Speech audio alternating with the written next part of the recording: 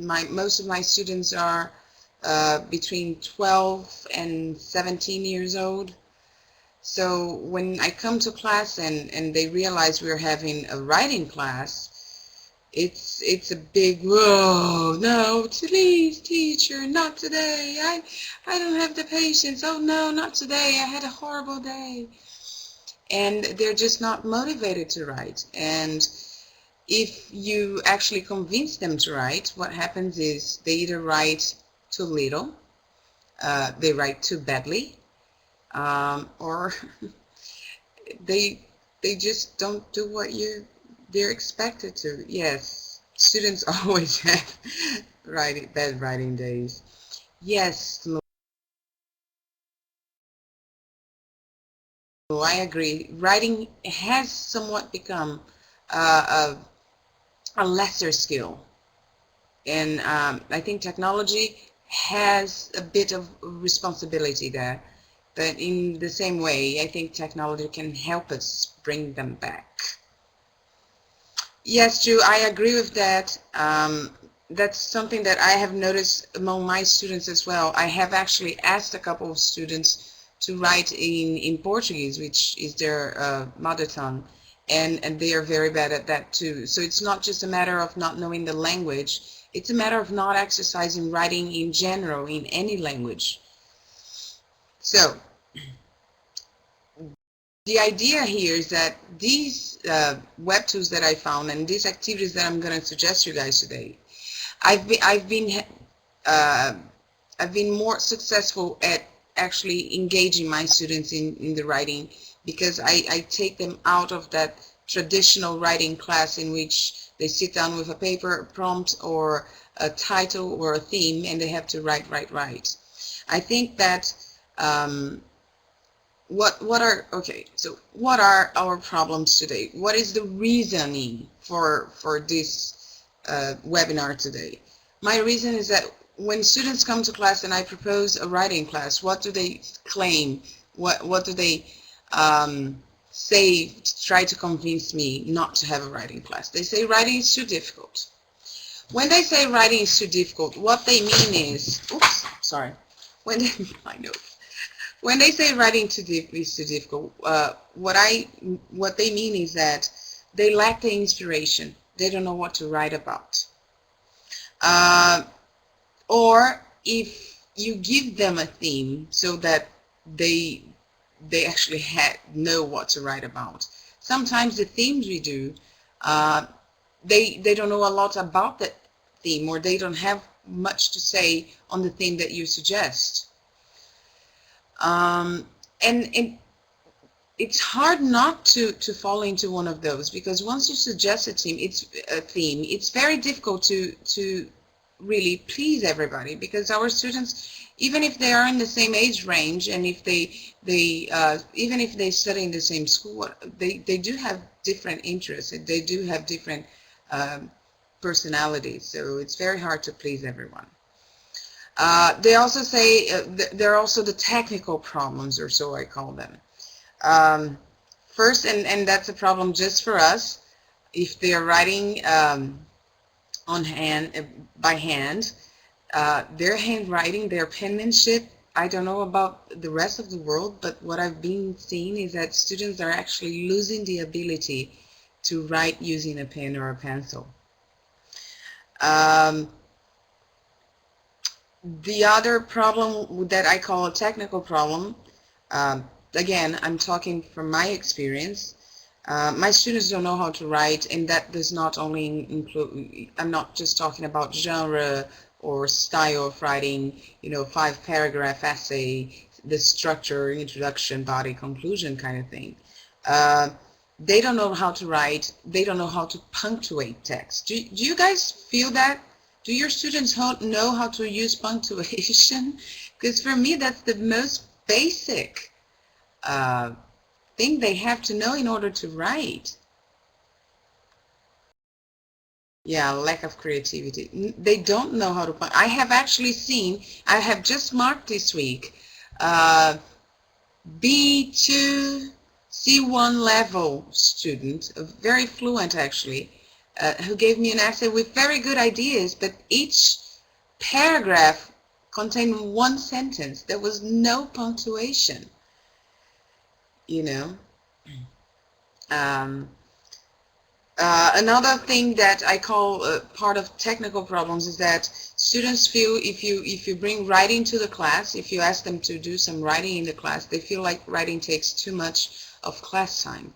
Now this is an issue that also is true for teachers, because I see a lot of teachers who don't like getting students to write in class because they think it takes too much time of their class. And in my case, my students see me an hour 15 twice a week for an hour and 15 minutes each time. So if I take half an hour or 40 minutes to get my students to do some written assignment, it is quite a lot of their overall time in learning English, and students have a habit of thinking that we should focus on, and teachers as well, have a habit of thinking that we should focus on communication and speaking and things that they can't do on their own at home. I have just found out that, and my reasoning when I do writing with class, in class with them, is that they don't know how to write either. That's why I have to do writing in class too. Okay, Bob. So writing using paragraphs and writing in straight line, Bob says. Do you also have problems motivating your students to write, engaging them in writing?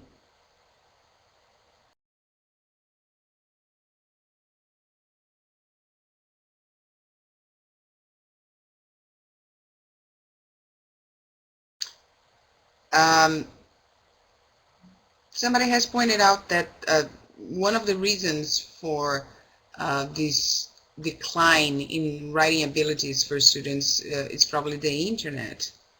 And yes, I agree that with the whole internet lingo, lack of punctuation, lack of um, uh, an excessive use of abbreviations, and I think that the internet has made an impact on that. Yeah, I agree. I agree with you, Lo. Okay, so you prepare the work first as a classified brainstorming can work. Now, and the other thing they say is that writing is boring. And for that, I think that the reason behind the whole writing is boring thing is that writing can be a very lonely activity. You know, it's just you and your paper, your computer, or you know, even if you do writing as a group, a more collaborative type of activity, it's still a very lonely activity. But I think that the biggest problem I find with engaging my students these days, my teen students in writing, is that we are still trying to use writing and teach writing and practice writing in the class using the ways we learned, using the tasks and type of activities that with which we learned. I don't know about you guys, but I started learning English 30 years ago. So um, the, the the system, the educational system, the time that our students are living is not the same we lived 30 years ago, 20 years ago, how many years ago you guys studied English at. Our students these days, especially the teen students, they are from the age of interaction. They are from the age of technology and internet and visually attractive things and connectivity and speed. So I think all of it makes it a little discouraging for students to just write on a piece of paper. Using mind maps can be very, very nice, Bob. I agree. But still, it's a technique that has been going on for quite a while. So, yes, Plant Maker, you guys should definitely visit David War's Plant Maker. Please help me. Is this it? Language Garden. Can somebody put David War's Language Garden link in there? Thank you. Okay, let me move on because I always take too long or I won't be able to show you all my ideas. Okay, I'm going to let the chat go or I'll get distracted. So I'm just going to move on. All right? So I'm here today to share some of the ideas with you. Thank you, Dina. Okay, now my first idea, and this is something I have started with my students and they enjoy, is odd news writing. Are you guys familiar with the odd news sessions on some news websites? Okay, maybe it's because I am odd and I give advanced conversation classes and I also use the odd news for my conversation classes. If you access this site here, oddnewsyahoo.com, that's the one I use more often, you will see a bunch of strange or slightly unusual news, not your everyday world news, political news, and entertainment and things like that. So just to give you an idea, some of the headlines of odd news today are: man wins dumpling eating contest and dies, boy finds 30-year-old human fingers in jar, Texas kills fancy last meal requests on death row. Thank you, Luis. Okay, so what I do with my students, and what I have done, and you guys can try it, is I have, once I printed these stories, because they're short snippets, they're not very long, so I've printed them on papers with big font, a big size font and everything, spread them around the room, ask the students to go around, read as many as they found interesting, and then choose one to comment on, right? If you choose to do something like this, like odd news writing, you can also practice with them and teach them, work with them with the genre that's news writing. So you can work with headline writing, because the headline of a newspaper is so much different. The language they use, the structure, lack of structure. Even the content of it, it's always something that's going to shock and doesn't really tell the whole story, or tells a story that leaves it in a, there's a little bit of a mystery or something like that. It will make the person curious about what's going on, and then they will read. Yes, you can get them to rewrite the story from one of the participants. That's right. So I have asked them to read 3 or 5 stories, choose one and comment on it, or rewrite using their own words, or you can ask them to bring to their own reality and rewrite the story thinking that had happened in their city. So in this case, my students wrote about things as if they had happened in Recife. So they changed the names, they changed locations, they changed a few of the aspects and stories and things like that. And I have also done that, and my students have enjoyed it.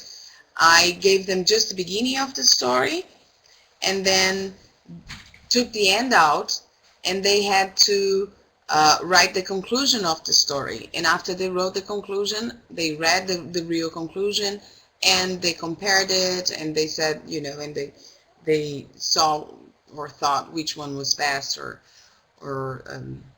which one was more fun, more creative, and so on.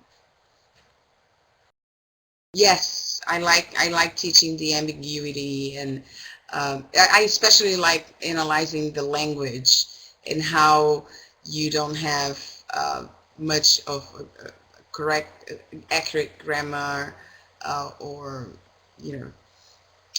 lots of noun phrases and things like that. Okay, so this is one of my ideas, and it's very simple because it's a news website, but there are some very funny stories in there. You can also use those stories that you find on Odd News for conversation starters. It's great in class as well. Okay, another idea, it's using, there are many websites that that give you inspiration, right? If inspiration is one of the problems, if inspiration is one of the problems, then you can overcome that with these sites. The first one I'm going to show you, it's this website. It's called it's a part of the Scholastic website. So the address is there for you, teacherscholastic.com, activities. Let me put that for you.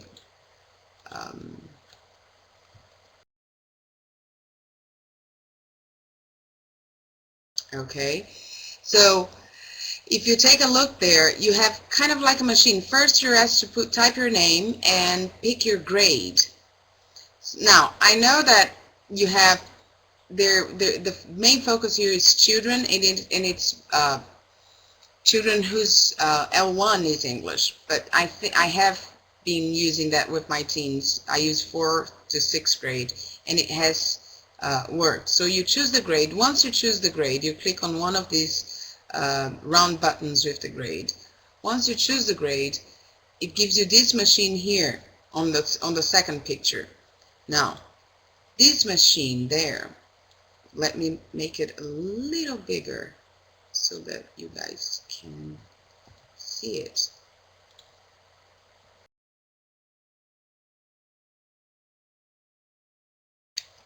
Okay.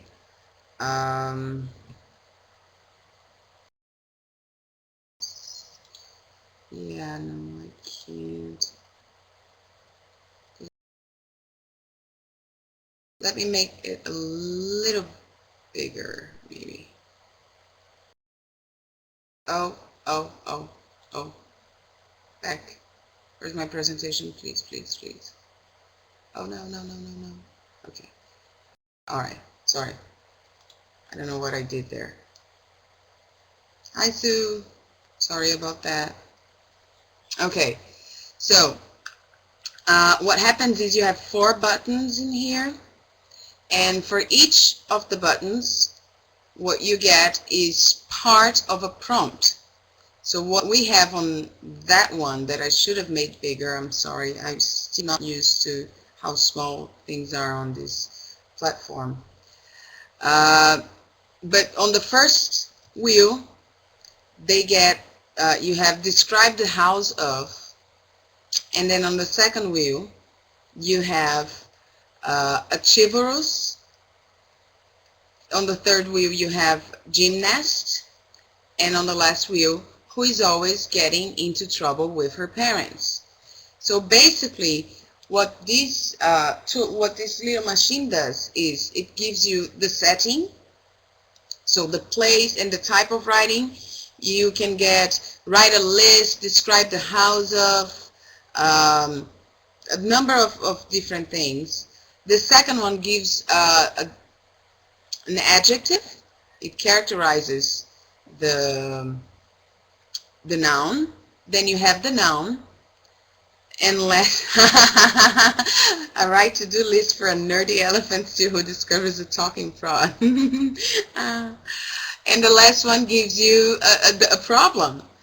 So you can get the craziest ideas. Students can get the craziest ideas. What I have done this in 2 ways.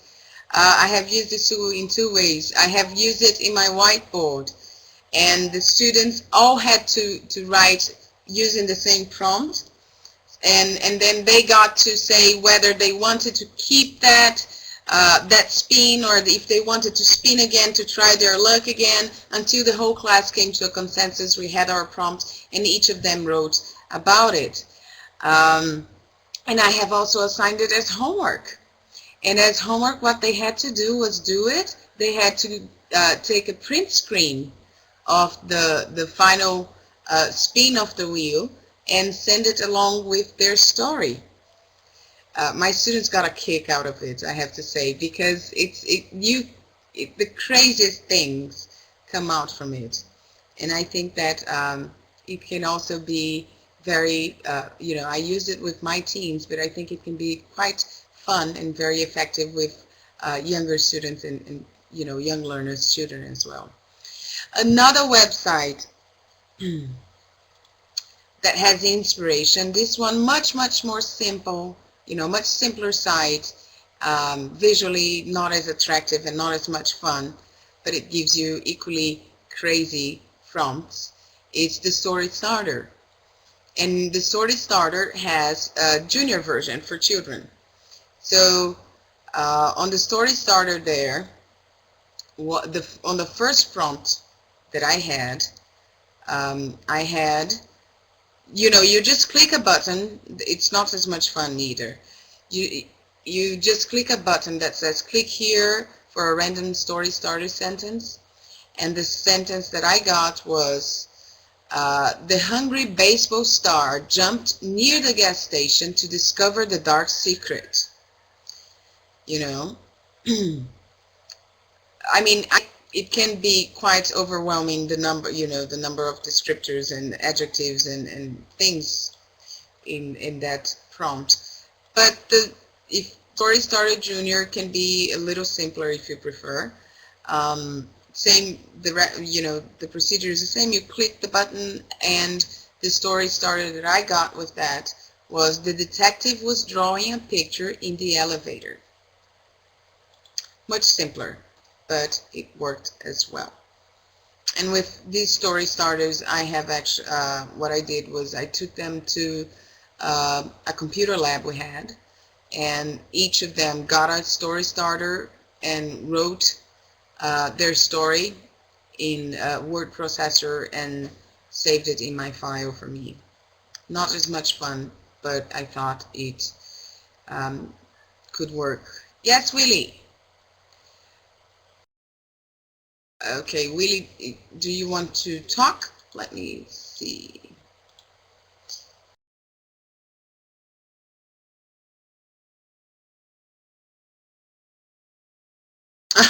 Okay. All right, let me give you another one. Oh my God, why do I always run late on this? My next idea, and then why did I skip from 2 to 4? Okay, never mind, sorry. My next idea is multisensory inspiration. Now, we gave inspiration in the sense of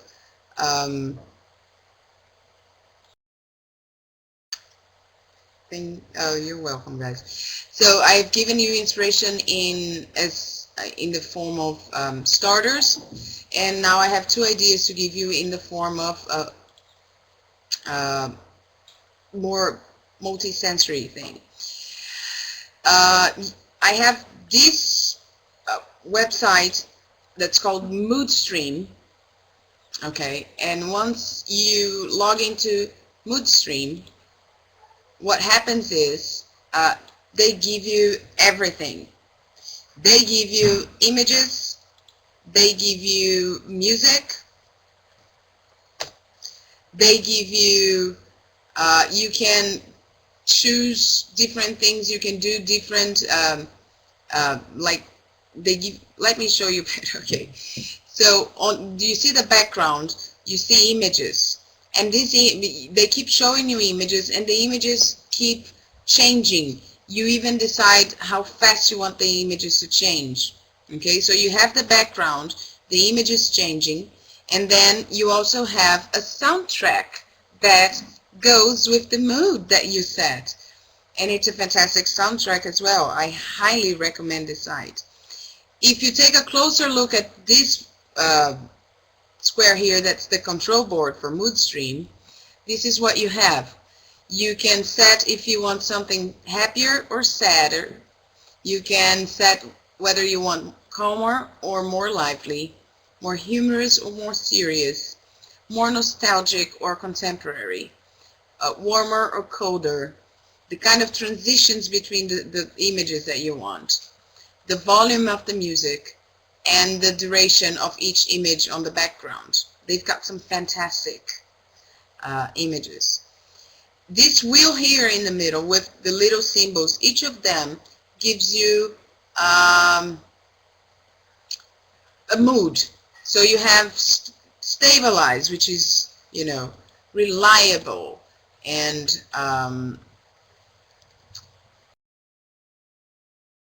reliable. Let me see what they, oh, okay. You have,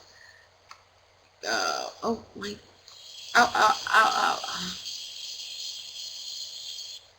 Okay, so we have stabilize, we have excite, which is a combination of strength and energy, inspire with beautiful and surprising moments, stabilize, it's reliable, constant, inviting, simplify, the description, sometimes you just need a little less clutter, think cool, modern, intensity, refresh, you set the mood and they give you perfect soundtrack and images to inspire you.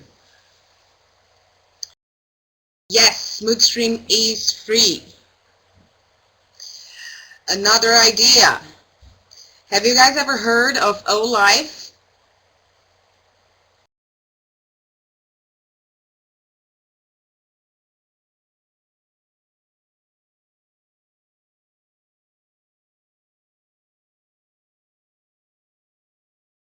Okay, so O-Life is basically a digital journal writing website.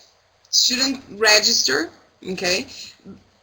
The moment you get into the website, you already get a prompt to write a journal, a journal entry. In this case, it says, what were you doing last week? How about last month? Now, these prompts are journal type prompts, so it's not anything it's not extensive writing. Sometimes it's just a paragraph or two, or maybe even a line. Oh yes, everything's free, Masha. So it's just a prompt for a journal entry. But the best thing is that if you sign up, they send you prompts on your email. So this is a prompt you got, you know, a little email I got. Say, oh, hi there, for your first O-Life entry, write a quick answer to this question. How's your day going? Best thing yet is that you don't have to go into the website. They can type their journal entry there on their email. They just have to reply to that message. Do you want to hear what else is awesome about this site? If the student doesn't go back and write for, I don't know, 3-4 days, the website sends another email saying, hey, you haven't written for a while. We miss you. Why don't you? And then they give you another prompt. What I have done with my students with this is that I have told them to sign up, and they have a minimum amount of journal entries to write every month. So, you know, if we have 30 days in a month, they will have to do 15 entries. And what I ask them to do is to reply to both the website and to include my email on the reply to. So it's not really about, I don't specify saying how often you should do this, once a week or twice a week or 3 times a week. I give them a minimum of times they have to write journals. So they have to write me 15 journal entries in a month. If they want to write 2 in a day, fine, I don't care. They can do that.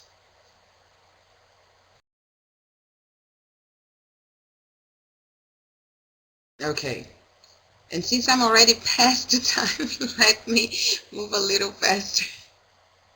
I'm sorry. Another idea, and this probably more of you know about this type of activity, collaborative writing. There are a couple of websites in which you can get your students to write collaboratively. The first one is Type With Me. On Type With Me, you get there, you start a thread. You have on the left side of you have the paper. On the left side of the screen, you have the paper there. Yeah, Dave uses it too. And then Each you share, when you click on share, you get the URL for it, or you can send an email straight from the website to all the people you want to share with. Each student will come and put their names and choose a color, so that when they write, whatever they write is in the color that they have chosen, so you know who wrote what. Now this is like, you know, it's how can I say this? I'm sorry. This is instant writing. So as long as everybody is typing at the same time, it keeps changing all the time because it's real time. What I have done with my students for this is I have had them, 2 or 3 of them. I don't suggest more than 2 or 3 at a time, because then it can get very, very confusing, and they can start writing on top of each other and deleting too much of each other's text. But I give them a theme or a prompt and tell them to write a collaborative story. They sit down in different computers and they write it. Or you can, another way that I have used it is I have had them, I had 8 students in this group. I put each of them in a computer, and I opened 8 different Type With Me documents, and I put a list with the 8 addresses, the 8 URLs on the board, and I told each of them to take one and start writing a story. They started writing a story. After 5-7 minutes, I would ring a bell, kind of like a speed writing dating thing. I would ring a bell or tell them to move. They would move on to the next computer. Sorry, not that one. They would move on to the next URL. They would open a new browser tab, access the new URL, and continue the story that their colleague had started. After 5 or 7 minutes, I told them to move on to the next URL on the list, and so on and so on. So that in the end, I had 8 stories written by 8 students at the same time. That was a bit different as well. Another collaborative tool, it's called Today's Meet, and I actually have a room that I started to show you live, but since I am already past the time and I want to do a little bit of Q&A, I'm not going to use that. But this is the site, Today's Meet, and Today's Meet is a little bit different than Type With Me, because Today's Meet, you create a room and you name your room, and you can leave your room there for a while, but it's more, I think it works better on an asynchronous kind of conversation or writing type of activity, because on Today's Meet, you only have a certain number of characters. Actually, you only have 140 characters, so it's pretty much like writing a story using tweets, which can be interesting as well. This is not really a web tool, but since we're talking about tweets and writing, I just want to share something that I got for my birthday from a friend, and I thought it's something that we can also try to do with our students, especially the ones that are on Twitter. I have this book. It's called Twitter. Has anyone ever seen it? I'm going to put the information about Twitter in here. But this book is basically the biggest classics in the world's literary history, written as if the main characters were tweeting. So it's quite funny. The book's called Twitter, and it's by Alexander and Emmett Ransom.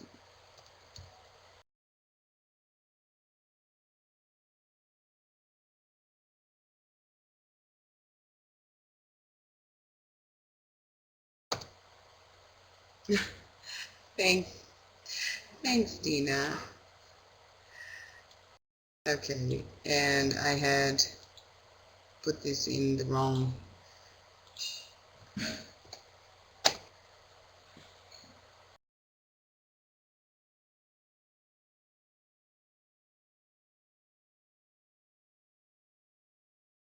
And that's the link. Okay, so you can use that as well. I actually use today's Meet more to not as writing per se, but I created a room in which students had to write little snippets, little comments about the class activities they had enjoyed or not, a bit of reflective teaching, a bit of reflecting learning for them, thinking about their own learning. Okay, and this is how it works, and that was our room to try. It always seems like a marathon, these webinars. 30 minutes is not very long, is it? Okay, so guys, do you have any questions? I'm sorry, I'm always going past the time.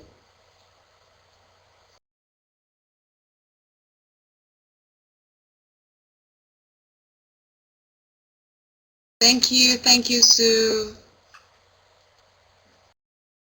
If you have any questions, you can raise your hand if you want to speak, or you can type the question on, yes, of course, Faisal. Thank you to, let me find it there. Thanks, Marcia. You guys are so supportive. Okay, let me, okay, Faisal, you've got the mic. You can,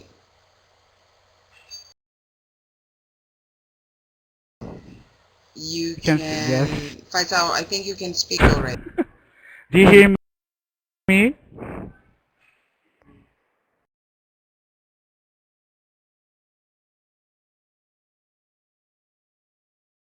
Hello? Yeah, yeah.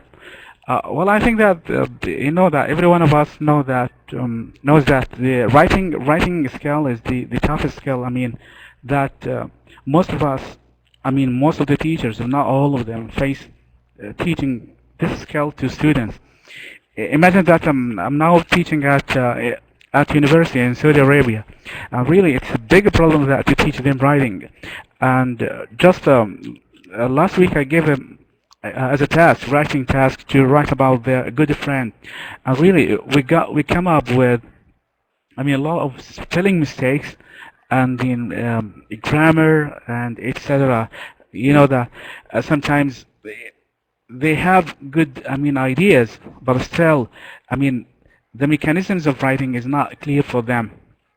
Another thing that the things that you are saying about or talking about, that we need computers to use computers inside the classroom or etc. And it could be online and writing tasks, etc.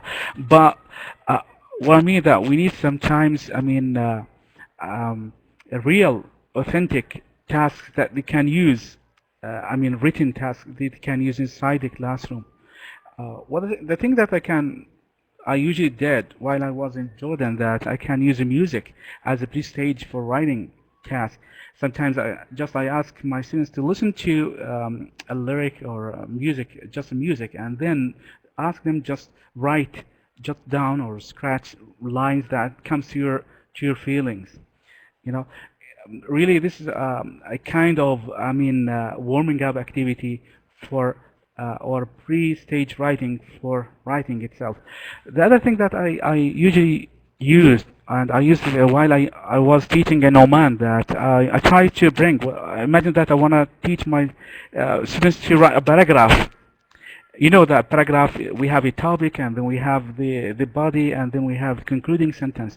So I try to bring with me, hamburger or burger, hamburger or cheeseburger, to the class, and tell them that we have the upper bun and we have the under bun, and then we have inside, we have the ingredients.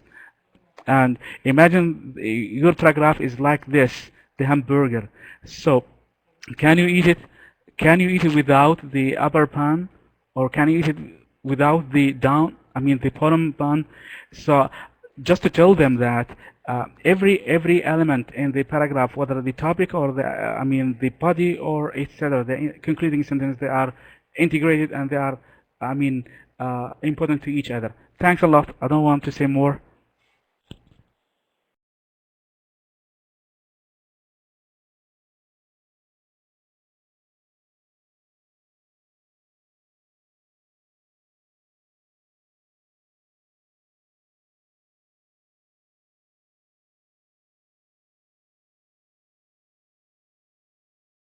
Thanks for sharing, Faisal. That was great. Um, yeah, I agree with you. And with my more advanced students, and especially students who are preparing for tests and certificates, I have a much more serious approach to writing and genre, and I work from sentence level to paragraph level, and style and markers and connectors and things like that.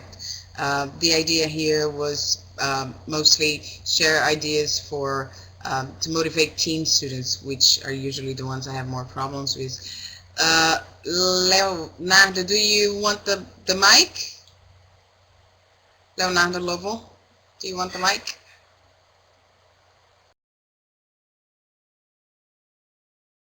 Okay, I have given you the mic. You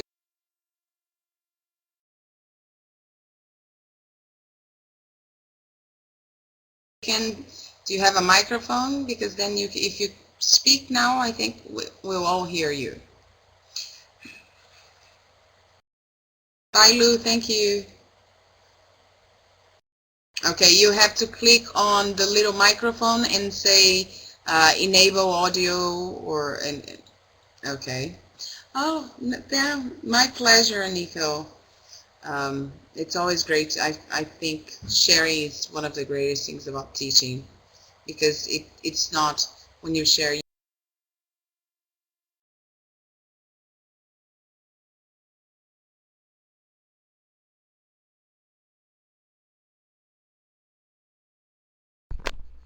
Yeah, do you hear me?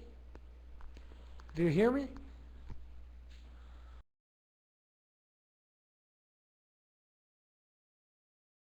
Hello? Hello? Do you hear me? Oh, people hear me. Okay. Well, here we have school. We teach adults, and what I see happening often here is that, in fact, they rather, in fact, write than speak. I think they feel shy about speaking because they feel kind of embarrassed. They're kind of old. Uh, I mean, in their own words, old, because they haven't learned English up to this phase of their lives and stuff, and they end up preferring to write and trying to understand, and they end up in a comfort zone in which they only focus on writing, reading, listening, filling in their books, because here we have some books and stuff, and they don't focus on talking. So I think that here in our school we don't have that much of a problem when it comes to the writing part. Our biggest problem, in fact, is to make students speaking. And to do that, our methodology has some techniques of interaction and stuff. What happens is that when these techniques are not properly applied by the teachers, of course, that the method is impaired. So I believe that I love the I love the things you shared and stuff, and they of course will be helpful. but I don't see us having those problems as frequently, as often as some of other people have, especially dealing with.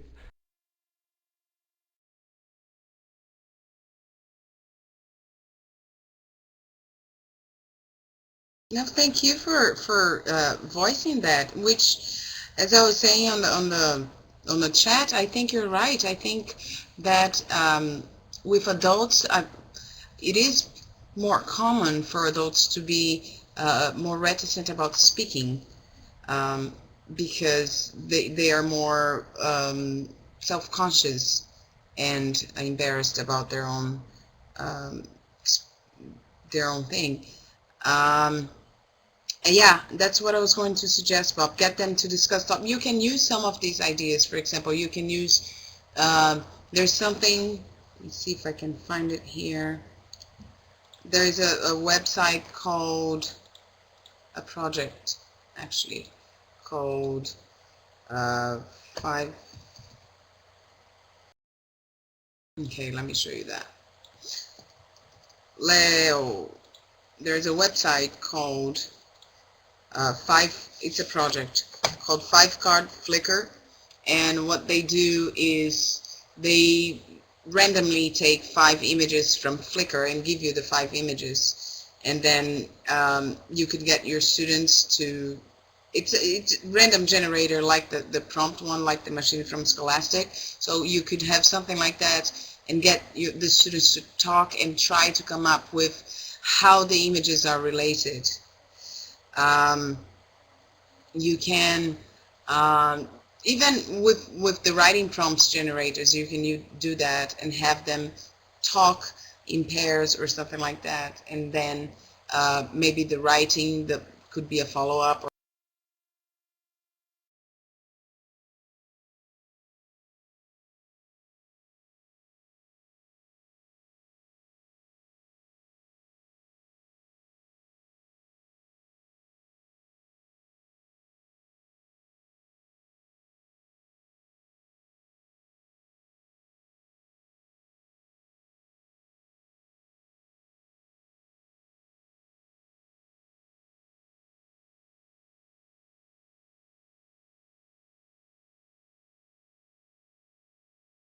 Thank you, Martha. Dina, you've got the mic if you want to speak. um, I agree, Bob, that persistence is probably the most important characteristic we have to have when we're teaching uh, adults. We have to be very tactful, and if they don't want to join in now, wait for a little bit and go back to them. Don't give up. Bye, Marcia. Thank you for coming. Dina, are you there? Okay, I think I'm gonna stop the recording.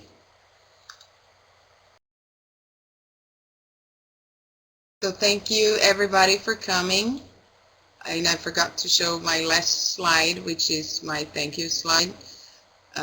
No, we can't hear you. Have you set up your audio, Dina?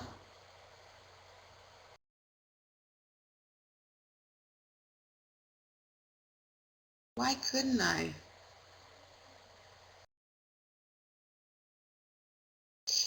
You have my email there, Faisal.